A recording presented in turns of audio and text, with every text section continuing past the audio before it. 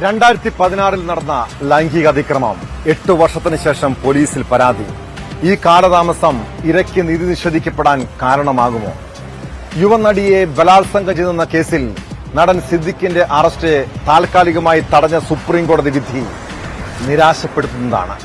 കേസിൽ ഹൈക്കോടതി മുൻകൂർ ജാമ്യം നിഷേധിച്ചതിന് പിന്നാലെയാണ് സിദ്ദിഖ് മേൽക്കോടതിയെ സമീപിക്കുകയും അനുകൂല ഉത്തരവുണ്ടാവുകയും ചെയ്തത്.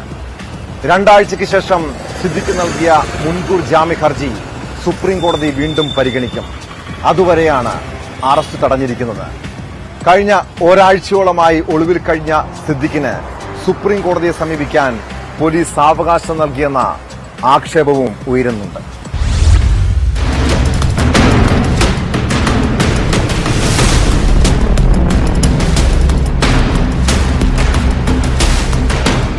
സംസ്ഥാന സർക്കാരും അതിജീവിതയും ജാമ്യാപേക്ഷയെ ശക്തമായി എതിർത്തെങ്കിലും ഹർജിയിൽ നോട്ടീസ് അയച്ചുകൊണ്ടാണ് കോടതി നടൻ സിദ്ദിഖിന്റെ അറസ്റ്റ് തടഞ്ഞത്. പരാതി നൽകാൻ കാലതാമസമുണ്ടായത് കണക്കിലെടുത്താണ് ഇടക്കാല ഉത്തരവ്. വിചാരണ കോടതി മുന്നോട്ട് വയ്ക്കുന്ന വ്യവസ്ഥകൾക്ക് ബാധകമായിട്ടാണ് അറസ്റ്റ് തടഞ്ഞത്. കഴിഞ്ഞ 8 വർഷമായി സംസ്ഥാനം എന്തു ചെയ്യുകയാണെന്നും കോടതി ചോദിച്ചു. കേസിൽ കക്ഷി ചേരാൻ ശ്രമിച്ചവരെ ശാസിച്ചു. ഇവർക്ക് കേസുമായി ഒരു ബന്ധവുമില്ലെന്നും കോടതി വ്യക്തമാക്കി. അന്വേഷണവുമായി സഹകരിക്കണമെന്ന് കോടതി സിദ്ദിഖിന് നിർദ്ദേശം നൽകി.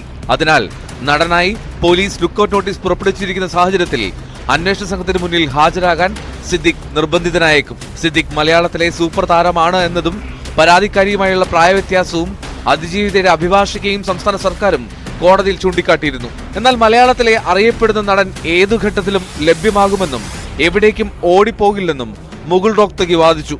സുപ്രീം കോടതിയുടെ ഉത്തരവ് ഇടക്കാല ആശ്വാസമാണെന്ന് സിദ്ദിഖിന്റെ മകൻ ഷഹീൻ പറഞ്ഞു. അന്വേഷണത്തോട് സഹകരിക്കുമെന്നും കേസുമായി ബന്ധപ്പെട്ട കൂടുതൽ കാര്യങ്ങൾ അഭിഭാഷകരുമായി കൂടിയാലോചിച്ച് തീരുമാനിക്കുമെന്നും ഷഹീൻ അറിയിച്ചു. സിദ്ദിഖിന് മുൻകൂർ ജാമ്യം ലഭിച്ചതിൽ ലഡു വിതരണം ചെയ്തും പടക്കം പൊട്ടിച്ചുമാണ് നാട്ടുകാരിൽ ചിലർ ആഘോഷിച്ചത്.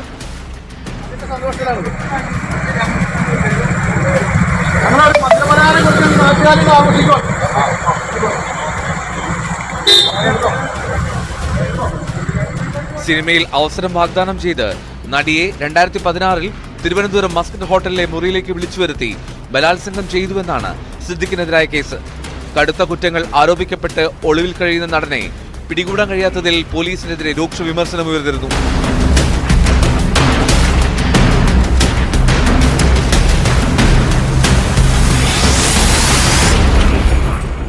ന്യൂസ് 18 കൊച്ചി.